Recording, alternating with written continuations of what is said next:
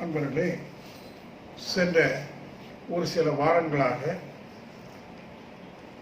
ஒரு நாள் விட்டு ஒரு நாள் நாம் அனைவரும் சந்திக்கிறோம், தவம் செய்கிறோம், சிந்திக்கிறோம். இது எல்லாமே எதற்கு என்று கேட்டீங்கன்னா, முழுமை அடைவதற்கு. அதாவது இயற்கையில தோற்றம் நிகழ்ந்து முதல் தோற்ற வெளிப்பாடு விண் சுழல் இயக்கம். பிறகு தரமாற்ற நிகழ்வு பரிணாம சிறப்புல பஞ்சபூதங்களாக விண்துகளே திணிவு பெற்று காற்றாகி, நெருப்பாகி, நீராகி, நிலமாகி, தாவர இனங்களாக, புழுப்பூச்சியாக, படிப்படியாக ஐந்தறிவாக, இறுதியிலே ஆறறிவு படைத்த மனிதனாக மனித தோற்றத்தோடு வெளிப்பட்டிருக்கு. இது என்ன சொல்றோம்? தர மாற்ற நிகழ்வு. சுத்தவெளியில அனைத்து தரங்களும் அடக்கமாக, அது inherent energy and inherent consciousness என்று சொல்லுவாங்க. உள்ளார்த்தமாக பேராற்றலும் பேரறிவும் இருந்த பெரும் நிலைதான் சுத்தவெளி. அது தன்னிருக்க சூழ்ந்தெழுத்து மாற்றினால் தன்னில் தானாக வெளிப்பட்டு இறுதியில மனிதனாக, நானாக, நீங்களாக வெளிப்பட்டிருக்கு. இப்போ நமக்குள்ளாக அந்த அறிவு மனமாக எழுச்சி பெற்று இயங்குது. அது எப்போ அந்த அறிவுங்கிறது மனமாக எழுச்சி பெற்று இயங்குதோ, அப்போ அந்த இயக்கத்தில் என்ன வெளிப்படும் என்று சொன்னால், நாம் வந்த பாதையில் என்னென்ன அனுபவங்களை பெற்றிருக்கிறோமோ, எத்தனை கோடி மனித உடல் எடுத்திருக்கிறோம், விலங்கின உடலை எடுத்து வாழ்ந்த காலம், இன்னும் பின்னோக்கி போனீங்கன்னா பஞ்சபூதங்களாகவும் விண்ணாகவும் அதற்கு முந்தைய நிலையில் வெளியாகவும் எங்கேயுமே துண்டுபடாது அந்த பயணம், அறிவினுடைய பயணம் நீடித்து இன்று இந்த உடல்ல அந்த ஆன்மா அறிவாக வாழுது. அதுல சிந்திக்கிற போது அறிவு மனமாக எழுச்சி பெற்று வாழுது. அங்க இருக்கிற அனுபவங்களை அடிப்படையாக கொண்டு மனமாக எழுச்சி பெற்று வாழுது. அதுல பலவிதமான இன்ப துன்ப அனுபவங்கள், வாழ்க்கையில் எத்தனையோ சுகங்கள் துக்கங்கள் எல்லாவற்றையும் தழுவிதான் வாழ்ந்து கொண்டிருக்கிறோம். இப்போ என்ன வேணும்? துக்கம் இல்லாத ஒரு சுகம், மனசுல சங்கடமே இல்லாத ஒரு பேரமைதி நிலை, அப்படிதான் வேணும். நம்மளுடைய எல்லாருமே அதை தான் எதிர்பார்க்கிறோம். அது எப்போ சாத்தியப்படும்? அதாவது துக்கமே இல்லாத சுகம் எப்போ சாத்தியப்படும் என்று சொன்னால், சொன்னதே தான் சொல்றேன், தன் உணர்வு பெற்ற பிறகுதான். ஏன்னா துக்கம் அடைகிற நான் யார், சுகம் அடைகிற நான் யார்?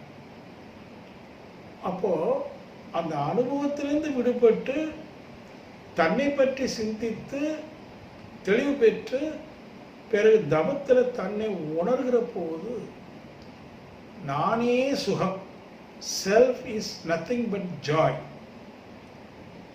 எது நானோ அதனுடைய தன்மை என்னன்னா சுகம், நித்திய சுகம் அப்படின்னு ஒரு உணர்வோ அனுபவமோ அதன் மூலமாக ஒரு தெளிந்த நல்ல அறிவும் பெற முடியும். அப்போ தவ யோகிகளாகிய நாம் குருமகனை அடைந்த பிறகு அந்த நிலையில உயர்வதற்கு நம்ம மனதிற்குள்ளாகவே ஒரு தரமாற்ற நிகழ்வு. எப்படி பிரபஞ்ச உயிரின பரிணாமத்திலே, பரிணாமம் என்று சொன்னால் தரமாற்றம், ஒன்றிலிருந்து மற்றொன்று ஒரு உயர்ந்த தரம், அதிலிருந்து இன்னொன்று இன்னும் உயர்ந்த தரம்.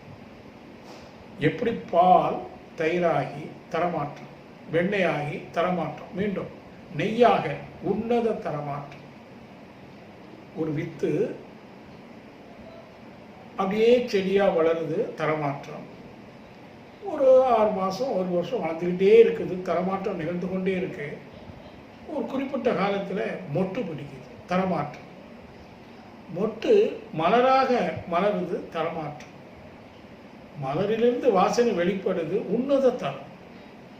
அப்ப விதையின் நோக்கம் என்ன? ஒரு உன்னதமான வாசனையே கொடுக்கணும், பலர் பயனடையணும். நாம் அப்படி எடுக்கிறோம். அந்த விதைக்கு நோக்கம் இருக்கான்னா இல்லை, நாம் எடுக்கிறோம். அப்படித்தானே இருக்கணும்.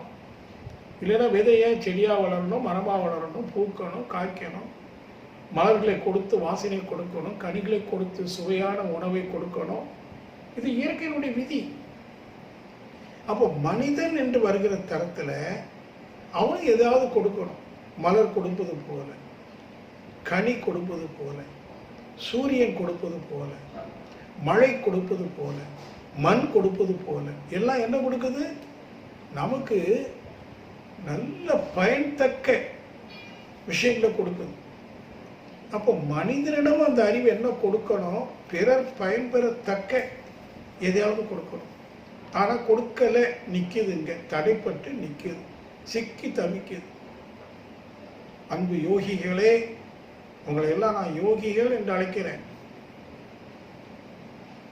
யோகம் பயிலக்கூடியவர்கள். அதனுடைய உச்சம் என்ன தெரியுமா? நம்மிடம் இருந்து அன்பும் கருணையும் வெளிப்படணும். எல்லாரையும் நேசிக்கணும், எந்த பேதமும் இன்றி. உன்னை நீ நேசிப்பது போல பிறரையும் நேசிப்பாயாக. நான் என் மகனை மட்டும் நேசிப்பதல்ல, என் நண்பரையும் அதே சமநிலையில் நான் நேசிக்கிற பண்பை பெறணும். நீங்கள் உங்கள் குழந்தைகளை எந்த அளவுக்கு நேசிக்கிறீங்களோ அதுபோல் எல்லா குழந்தைகளையும் எல்லோரையும் நேசிக்கணும். ஆனால் முடியல. காரணம், தன் உணர்வு பெறலை. அப்போ தன் உணர்வு பெறுவதே நமது லட்சியமாக இருக்க வேண்டும். ஆனால் அதுக்கு ஏதோ சில பல விஷயங்கள் தடையாக இருப்பதை அறிகிறோம். அதில் முக்கியமாக நிறைய தடைகள் இருந்தாலும் கூட முக்கியமான 3 தடை நல்ல மனசில் எழுதி கொள்ளுங்க. முதல் தடை, பிறவற்றை பிறரை குறையாக காண்பது ஒரு தடை. அடுத்து அகம்பாவம். எல்லாம் என்னால் முடியும், நான் சாதிக்கிறேங்கிற அகம்பாவம் தடை. அப்புறம் எனது ஒரு நிலை இருக்கு இல்லையா, பற்று, பொசசிவ்னஸ், தடை. இந்த 3 தடைகளையும் நீங்கள் எப்படியாவது அகற்றி விட்டீர்களே ஆனால் உங்களுடைய தவத்தில் தன் உணர்வு என்பது தானாக நிகழும். ஏனென்றால் இந்த 3ஐ நீங்கள் போக்குகிற போது நீங்கள் உச்சநிலை தரத்தை அடைகிறீர்கள். தரம் மேம்பாட்டை அடைகிற போது, அத்தகைய மனப்பக்குவத்தை அடைகின்ற போது அந்த இறுகியும் குறுகியும் இருந்த மனம் மலர் போல விரியும். இதுதான் வள்ளுவர் சொன்னார், மலர்மிசை ஏகினார் மானடி சேர்ந்தார் நிலமிசை நீடு வாழ்வார். இப்போ நம்முடைய மனசு மொட்டு போல சில பல காரணங்களினால காலங்காலமாக அது இறுகி குறுகி இருக்கான்னு பாருங்க. நீங்கள் அப்புறம் சிந்திக்கிற போது உங்கள் மனம் இறுகிதான் இருக்குதா குறுகிதான் இருக்குதான்னு பாருங்க. நீங்கள் அதை கண்டுபிடிக்கணும். இந்த இறுக்கத்தை எப்படி தளர விடுவது, இந்த குறுகிய மனசை எவ்வாறு விரிய வைப்பது, விசாலப்படுத்துவது என்று சொன்னால் நீங்கள் 3 தடைகளை பற்றி தனியாக உட்காந்து சிந்திங்க. நீங்கள் எவ்வளவு விஷயங்களை குறையா பார்க்கணும். நம்ம கூடயே வாழ்ந்து கொண்டிருக்கிற வாழ்க்கை துணை, குழந்தைகள் எத்தனை குறை பார்க்கணும். இயல்பு மனக்குறை பார்க்கணும், தப்பு இல்லை. ஆனால் என்ன நினைக்கணும், இதே குறைகள் என்னிடம் இருக்குதான்னு திரும்பி பார்க்கணும். இதான் திரும்பி பார், மனம் திரும்புங்கள். அங்கே மனைவிட்டு ஒரு குறையை நான் பார்க்குறேன், மகன்கிட்ட ஒரு குறையை பார்க்குறேன், அவங்கள கோவிச்சு பேசுகிறேன், உறவில் பலவீனம் அடையுது. நான் அதுக்கு முன்னாடி என்ன, அந்த ரியாக்ஷனை கொடுக்கறதுக்கு முன்னாடி நான் என்ன நினைக்கணும்னு தெரியுமா? நீங்கள் என்ன நினைக்கணும், இதே குற்றம் குறை என்னிடம் இல்லையா? ஒருவேளை இந்த வயதில் இல்லாமல் இருக்கலாம், அந்த வயதில் என்னிடம் இருந்தது தானே. அப்போ ஏன் அதை குறையாக பார்க்கணும்? ஒரு ப்ராசஸிங் ஸ்டேட், ஒரு தரம் மேம்பாட்டு நிகழ்வு நடக்குது. தயிர் ஏன் இன்னும் வெண்ணெய் ஆகலேன்னு குறை சொல்ல முடியுமா? வெண்ணெய் ஆகும், நெய் ஆகும், கால அவகாசம் வேணும். இயற்கையில் எல்லாமே உயர்ந்த தரத்தை நோக்கி நகர்ந்து கொண்டே இருக்கிறது. அதில் என் மகன் நகர்ந்து கொண்டே இருக்கிறான், அவன் அறிவு நகர்ந்து கொண்டே இருக்குன்னு சொல்லி அதை குறையாக பார்க்காம அது நிறைவு நோக்கி நகருதுன்னு புரிஞ்சுக்கிட்டு உங்கள் மனசை நீங்கள் பக்குவப்படுத்தணும். முதல்ல நம்மிடம் இருக்கிற குறைகளையும் பார்க்கணும். சரி, என்னென்ன குறைகள் இருக்கு, ஆனால் போன வருடத்துக்கு இந்த வருடம் பரவாயில்ல, நல்ல தவம் செஞ்சுருக்கிறேன், குரு மகானுடைய விளக்கங்கள் எல்லாம் கேட்டு தத்துவம் செய்து பெட்டர் தென் எஸ்டர்டே, நேற்றை விட சென்ற வருடத்தை விட நான் இப்போ ஒரு உயர்ந்த தரத்தை நோக்கி நகருகிறேன். அவங்க ஏதோ எனக்கு பின்னாடி வந்துட்டு இருக்காங்க, ஒரு சிலர் எனக்கு முன்னாடி போயிட்டு இருக்கிறாங்க. இப்படிலாம் நீங்கள் சிந்திச்சு எதையும் குறையாக பார்க்காதீங்க. ஏதோ குற்றம் இல்லை, குறையில்லை. Nothing is wrong. நான் 3 விஷயத்தை அடிக்கடி அழுத்துவேன். அதில் ஒன்று நத்திங் இஸ் ராங். உங்கள் மனசில் எழுதுங்க, nothing is wrong. Things are just happening on its own accord. சில பல காரணங்களினால இந்த காரியம் நிகழ்ந்து கொண்டு இருக்கிறது.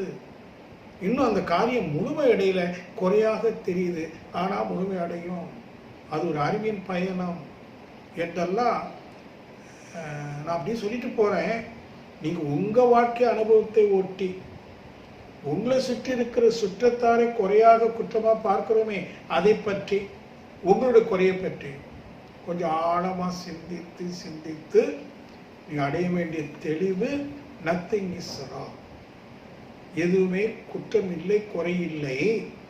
அது மேன்மை நோக்கி நகர்ந்து கொண்டிருக்கிற தரப்பேம்பாட்டு நிகழ்வு தான் அங்கே நிகழுது அப்படின்னு ஒரு முடிவுக்கு நீங்கள் வரணும். First point. Second, nothing is in my hand. நீங்கள் கொரோனா யார் என்ன செய்ய முடியும்? மந்திரி கூட சாகிறார். ஏன் மந்திரி? மந்திரினா பெரிய ஆளு, பெரிய தொழிலதிபர். இங்க பெரியவன் யாரு, சிறியவன் யாரு? நாம சிறுமைப்படுத்திக் கொள்கிறோமே, பண்ண வேண்டியதில்லை. இன்ஃபீரியாரிட்டியும் வேண்டாம், சுப்பீரியாரிட்டி வேண்டாம். இன்னைக்கு கொரோனாவுக்கு நம்ம அவ்வளவு தெளிவை கொடுக்குது இல்லையா? So nothing is in my hand. என் கையில் ஒன்றும் இல்லை, எல்லாம் இறை சித்தம். சார், அப்போ நான் சந்திக்கிறதெல்லாம் நீ செய்த செயலினுடைய வெளிப்பாடு. சந்திக்கிறேன், அதை அனுபவிக்கணும். ஒவ்வொரு மனிதனும் நிறைய துன்பங்களை அனுபவிக்கணும். அது துன்பம் அல்ல, அது இயற்கை நமக்கு காட்டுகிற பாடம், லெசன்ஸ். அதை பாடமாக எடுத்துட்டு அதிலிருந்து என்ன அறிவை நாம் பெருக்கிக் கொள்ளணும் அப்படியே நீங்கள் முயற்சி பண்ணணும். அதான் யோகம் பயில்வது. பயின்று இதெல்லாம் சிந்தித்து, ஆமா என் கையில் இல்லை அப்படின்னு சரணாகதி அடையணும். Nothing is in my hand. எதுவும் என் கையில் இல்லை. ஏன்னா இன்னைக்கு நடக்கிற காரியங்களுக்கு அதுக்கு ஒரு சரித்திரமே இருக்கு. பல காரணங்கள் சரித்திரமா இருக்குது. நான் எதை மாற்ற முடியும்? அது நடந்து முடிச்சு போச்சு. இனி இந்த அனுபவங்களை எல்லாம் ஒட்டி இருந்து நான் எப்படி வாழணும், எதையும் குற்றம் குறையா பார்க்காம, எதுவும் என் கைவசம் இல்லாம, அந்த இயற்கை என்கிற பெரும் நிதி என்னென்னவோ பண்ணிட்டு இருக்கு. நான் என்ன பண்ணணும் அப்படின்னா, இந்த அறிவை கொண்டு சிந்தித்து, இங்கதான் நான் ஒன்று சொல்லுவேங்க, கஷ்டம் வரும்போது இறைவான அழைக்கிறோமே, அந்த இறைவனை என்ன செய்ய முடியும்? ஏன்னா நம்ம இப்போ கஷ்டப்படும் போது அதுக்கு நிறைய விஷயங்களை செய்து முடிச்சிட்டோம். அது யாராலையும் மாற்ற முடியும், அனுபவிக்கணும்.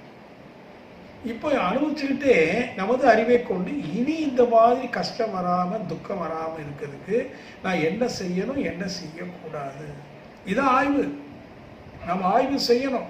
விஞ்ஞானி எப்படி தன்னுடைய ஆய்வு கூடத்தில் பசி பார்க்காம, குளிச்சோமா இல்லையான்னு பார்க்காம, வீட்டில் என்ன நடக்குதுன்னு பார்க்காம, அந்த ஆய்வில் நுணுகி நின்று ஆய்வு செய்து, ஏன்னா அவனுக்கு ஒரு பெரிய தாக்கம், இதை கண்டுபிடிக்கணுங்கிற தாக்கத்தில் ஒரு விஞ்ஞானி எப்படி நுழைவானோ, விஞ்ஞானிக்கு தனியாக ஒரு ஆய்வு கூட இருக்கு, ஆய்வு செய்யறதுக்கு பொருள் இருக்கு, துணை கருவிகள் இருக்கு, இதெல்லாம் வச்சு ஆய்வு செய்யறான். ஆனா நாம செய்யற ஆய்வு எதை பற்றி தெரியுமா? இந்த ஆன்மாவை, இந்த மனதை. ஆய்வு கூடம் எது? மனசே ஆய்வு கூடம். எதை ஆய்வு செய்யணும்? மனதையே ஆய்வு செய்யணும். எதை கொண்டு ஆய்வு செய்யணும்? மனதை கொண்டே செய்யணும். அப்படின்னா இந்த மனசு எவ்வளவு நுட்பத்துக்கு வரணும். அந்த அளவு நுட்பத்துக்கு வர்றதற்கு எதுவும் தவறு இல்லை என்கிற புரிதலும், எதுவும் என் கைவசம் இல்லை என்கிற புரிதலும், மூன்றாவது இன்னும் முக்கியம், எதுவும் எனது இல்லை, நத்திங் இஸ் மைன். 3 கருத்துக்களை நான் வலியுறுத்தி உங்களெல்லாம் சந்திக்கும் போது திருப்பி திருப்பி சொல்றேன். ஏன்னா இதுதான் உன்னதம். கீதா சாரமே இதுதான். The essence of Gita is nothing but these 3 points, very valuable points. Nothing is mine, எதுவும் எனது இல்லை. ஆனா பியூட்டி என்ன தெரியுங்களா? அந்த இயற்கை நமக்கு எல்லாவற்றையும் கொடுத்துருக்கு. வச்சுக்கோப்பா, அனுபவி அனுபவி, தப்பு இல்லை. ஆனால் ஒரே ஒரு நிபந்தனை, இது எதுவும் உனது இல்லை. இயற்கை சொல்லுதான் அனைத்தும் எனது. இறைவன் சொல்றான் அனைத்தும் எனது, நீ மகிழ்ந்து இருப்பதற்கு அனைத்தையும் உனக்கு கொடுத்திருக்கிறேன், மகிழ்ந்து வாழக்கூடிய உரிமையை கொடுத்திருக்கிறேன். ஆனால் எனது என்று உரிமை பாராட்டுவதற்கு, அதிகாரம் செலுத்துவதற்கு நான் உனக்கு உரிமை கொடுக்கவில்லை. அன்பர்களே, நன்றாக புரிந்து கொள்ளணும். மீண்டும் சொல்றேன், எதுவும் நமது இல்லை. என்னுடைய வாழ்க்கை துணை கூட எனது வாழ்க்கை துணை என்று உரிமை பாராட்டுவதற்கோ அதிகாரம் பாராட்டுவதற்கோ எனக்கு ரைட்ஸ் கிடையாது. அவங்களோடு நான் வாழ்ந்து அனுபவிக்கலாம், என் குடும்பத்தோடு வாழ்ந்து அனுபவிக்கலாம், என் வீட்டு நல்ல வீடு அனுபவிக்கலாம், ஏசி ரூம் அனுபவிக்கலாம், ஏசி கார் அனுபவிக்கலாம். பட் நான் என் மனசில் என்ன எடுக்கணும்னு தெரியுமா? இதெல்லாம் எனது இல்லை. எல்லா புகழும் இறைவனுக்குன்னு சொன்னது மாதிரி எல்லாம் இறைவனுக்கு. ஆகையினால நான் எதையும் உரிமை பாராட்ட மாட்டேன். I have no right to claim. இதை நான் அடிக்கடி சொல்லக்கூடியது உங்கள்கிட்ட. நான் ஏன் திருப்பி சொல்றேன்னு தெரியுமா? நீங்க காதுல வாங்குனீங்க, ஆனா ஆழ்ந்து சிந்தித்தீங்களா? தெளிவு பெற்றீர்களா? தெளிவு பெற்ற பிறகு அதே அந்த அறிவை அடிப்படையாக கொண்டு உங்க வீட்டில் தொழிலில் வாழ்ந்தீங்களா? இல்லை. ஏன்னா இதெல்லாம் பக்குவமானால், எதுவும் எனதில்லை என்கிற கருத்து பக்குவமானால், இது 3லையும் உன்னதம். ஏதாவது ஒரு இழப்பு உங்களுக்கு வரும்போது, பொருள் இழப்போ உறவுகளின் இழப்போ வரும்போது உங்களை துக்கம் பாதிக்காது. துக்கத்துக்குரிய நிகழ்வு நிகழ்கிறது, ஆனால் நீங்கள் துக்கம் அடைய மாட்டீர்கள். இந்த இடத்துல தான் என்ன சொல்றோம்? Undisturbed mind, undisturbed soul.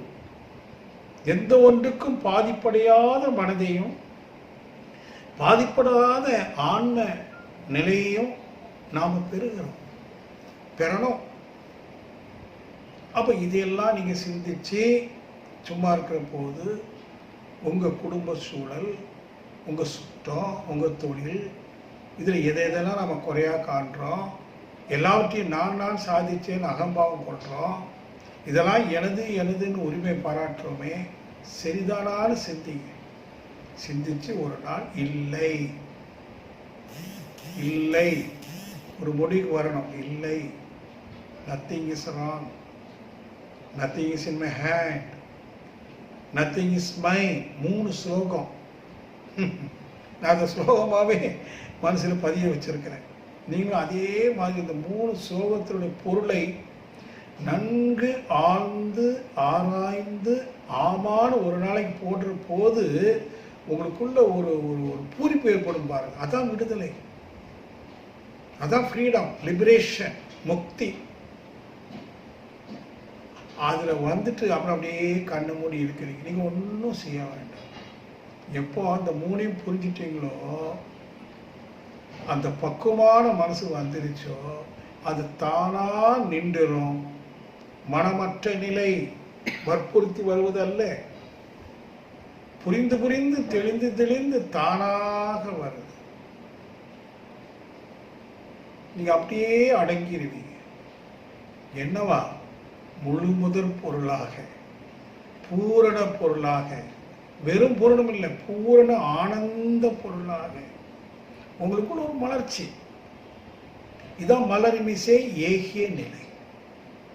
இந்த நிலையை அடையத்தான் உங்களுக்கு அந்த குருத்துவம் மேலும். இந்த நிலையை அடைஞ்சிட்டு அப்படியே சும்மா இருங்க. நீங்கள் யாருக்கு வாழ்த்தும் கொடுங்க, அது 100க்கு 100 போகும். யாரோ எங்கேயோ தொலைவில் இருந்து அவங்கள நினச்சி ஒரு ஃபோன் பேசுகிறாங்க, மனசில் நினைக்கிறாங்க, அவங்க காரியம் தானாக நடந்துடும். ஏன்னா நீங்கள் இப்போ யோகி என்கிற நிலையில் இருந்து ஞானி என்கிற நிலைக்கு தர மேம்பாட்டுக்கு வரீங்க. ஞானினா என்ன? முழுமையும் உணர்ந்து அகத்துல எந்தவித கூப்பாடும் இல்லை. அகம் அகன்று விட்டது. There is no self. Only totality exists. நான்கிற ஒரு அகமோ நான் என்கிற ஒரு சுயநிலையோ இல்லாது ஒரு பெருநிலை, டோட்டாலிட்டி. அப்போ அங்கே குருத்துவம் வருது. அந்த குருத்துவம் தான் தெய்வீகம். எது தெய்வம் என்றால், யார் யாரெல்லாம் தன் முழுமையை உணர்ந்து விட்டார்களோ அவர்கள் அனைவரும் இறைவனே, வணக்கத்துக்குரியவர்களே. ஆனால் அந்த நிலையை நாம் அடைய, மகிழ்ச்சி சொல்லுவாங்க, நீ என்ன நினைச்சு பாராட்டிட்டு குரு குருன்னு சொல்லிட்டே இருக்கிறதுல அர்த்தம் இல்லை. நீ என்னை விட ஒரு ஸ்டெப்பு மேலே போங்க.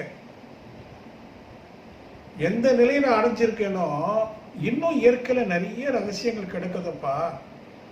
நீ என் நிலையில ஒன்றுங்களை வைத்துட்டு மேற்கொண்டு அதுக்கும் மேலே போகும். நான் 10வது படியில் நிற்கிறேன், இப்போ நீங்கள் 2வது படியில் இருக்கலாம்.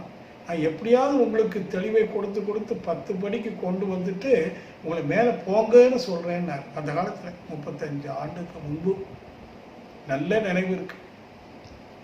அது மாதிரி ஒவ்வொரு யோகிகளுக்கும் நான் சொல்வது, காலத்தை வீணாக்காது, ஏதோ உங்களுடைய தேவைகளை பூர்த்தி செய்ய, குடும்ப கடமைகளை பூர்த்தி செய்ய, ஓரளவுக்கு அதை கடமை உணர்வோடு செய்துட்டு தினமும் சிறிது நேரம் தனியாக அமர்ந்து இப்போ நான் சொன்னதெல்லாம் உள்ள வாங்கி ஆய்வு செய்து தெளிவு பெற்று அடுத்ததில் தன் உணர்வு தானாக நிகழும்.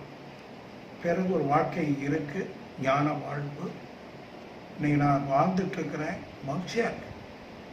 ஆனால் என்னுடைய இல்லற வாழ்க்கையில், தொழில் வாழ்க்கையில் சில பல நஷ்டங்களும் பெறுதலும் மாறி மாறி நிகழுது, வருது போகுது. அதை பற்றி ஒரு விதமான டிஸ்டர்பன்ஸ் இல்லை. மக்களோட அவங்களுக்கு செய்ய வேண்டியதை செஞ்சுட்டு, அவங்க சுகம் அடையும் போதும் துக்கம் அடையும் போது நான் சாட்சியாக இருந்து அதை பார்த்துட்டு, முடிந்த நேரம் கிடைக்கும் போது மனைவிக்கு அப்பப்போ 2 டிப்ஸு, என் பையனுக்கு 2 டிப்ஸு கொடுக்குறேன். எனக்கு தெரியாது அவங்க எந்த அளவுக்கு வாங்குறாங்க. என்னதான் மனைவியாக பிள்ளையாக இருந்தாலும் அது இன்னொரு சோல். அதுக்குன்னு வினைப்பதிவுகள் இருக்குது, அறிவின் நிலைகள் இருக்குது. இப்படியெல்லாம் வாழ்க்கை போயிட்டுருக்குன்னு சொல்லி நீங்கள் அனைவரும் காலம் தாழ்த்தாமல், எனக்கு இப்போ என்ன தோணுது தெரியுங்களா, இதுக்கெல்லாம் நீண்ட காலம் தேவையில்லையோன்னு தோணுது. இந்த புரிதல் மட்டும் சரியாக உங்களுக்குள்ள நிகழணுங்கிறது தான். என்ன புரிதல்? மீண்டும் சொல்கிறேன், எதுவும் இயற்கையில் குற்றம் குறை இல்லை, எதுவும் தவறு இல்லை, எதுவும் நம்ம கைவசம் இல்லை, எதுவும் எனதில்லை.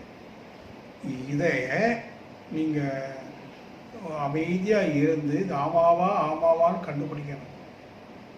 அதுதான் உங்கள் திறமை. ஒரு நாள் நல்ல தீர்க்கமாக கண்டுபிடிச்சிங்கன்னு வைங்க, தனியாக உட்காந்துருக்கீங்க, சத்தம் போட்டுருவீங்க, oh my god, this much என்ன இருக்கு? நீ எங்க தடை இருக்கு உணர்வுல? ஒரு மாசறு காட்சி உங்களுக்குள்ள நிகழும் பாருங்க. நீ இருள் அகன்று விடும், மருள் அகன்று விடும், மாசறு காட்சி தோன்றி விடும். இன்பமே பயக்கும், வள்ளுவர் வாக்கு. இருள் நீங்கி இன்பம் பயக்கும், மருள் நீங்கி மாசறு காட்சி அவருக்கு. எந்த தடையும் இல்லாத காட்சி. இப்ப ஏன் காண முடியல? 3 தடைகள், பெரிய தடைகள். முக்கியமான எனதுங்கிற பொசசிவ்னஸ் முக்கியமான தடை. 3 தடை. இதுல முக்கியம் இதுதான். பல அன்பர்கள் என்கிட்ட தொலைபேசியில் பேசி தங்களுடைய கஷ்டங்களை சொல்றாங்க. இவ்வளவு காலமா தியானம் செய்யறேன், நான் மனுஷன் வணங்காத நாள்லாம் இல்லை. நான் சொல்லுவேன், அந்த தவம் செய்தது வணங்கினதுனால எல்லாம் சரியாயிடுமா என்ன? உங்களுக்குள்ள அந்த புரிதல் ஞானம் நிகழணுமே. இன்னும் எவ்வளோ குறை சொல்லிட்டு இருக்கிறோம், குற்றம் சொல்லிட்டு இருக்கிறோம், நான் தாங்கிற பாவத்தில் இருக்கிறோம். எனக்கு நான் தான் அதை செய்த ஆகுது, எனது தான். ஒரு அதிகாரம் வேணும், புகழ் வேணும், பதவி வேணும், இருக்குதா இல்லையா பாருங்க. நீங்கள் வெளியில் எந்த அமைப்பை பற்றி சொல்லலை. உங்கள் வீடு ஒரு அமைப்பு தானே. உங்கள் வீட்டுக்குள்ள உங்களை நீங்கள் என்ன நினைக்கிறீங்க? நான் உங்கள் கணவன்கிட்டையோ மனைவிட்டையோ பிள்ளைகிட்டையோ இந்த நான்கு அகம்பாவம் வேலை செய்யாமல் இருக்குதா? எனதுன்னு அவங்கள்ட்ட நீங்கள் உரிமை பாராட்டாமல் பேசுறீங்களா? ஒரு 100 ரூபா கொடுத்தா நம்ம சம்பாதிச்சு கொடுத்துருக்கோம். 4 நாள் வச்சு என்ன சொல்கிறோம்? இது ஏன் பணம்? அவங்க வாங்கிட்டாங்களா? இப்போ எனது இல்லைம்மா தானே, நாளைக்கு திருப்பி தரேன். கொஞ்சம் ஆலோசிக்கிறீங்களா? இதெல்லாம் என்ன போக்கு? நல்ல ஆழமாக சிந்தி. ஏன்னா ஏன் திருப்பி வற்புறுத்தி சொல்கிறேன்னா, நாம் ஒவ்வொருவரும் தெய்வம், எல்லையற்றவர்கள், ஆனந்த சுரூபி. நம்ம சின்ன விஷயத்துல சிக்கிக்கிட்டு சிறுமைப்பட்டு சுகத்துக்கும் துக்கத்துக்கும் சாயம் பூசிட்டு ஒரு மாய வாழ்க்கையில் வாழ்ந்துட்டு இருக்கிறோமே.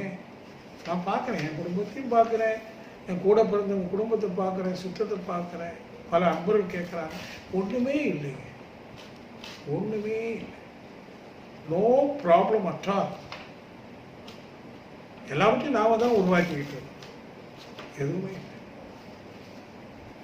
எதுவுமே இல்லை, எந்த பிரச்சனையும் இல்லை, ஆனந்தம் மட்டும்தான். வாழ்க்கை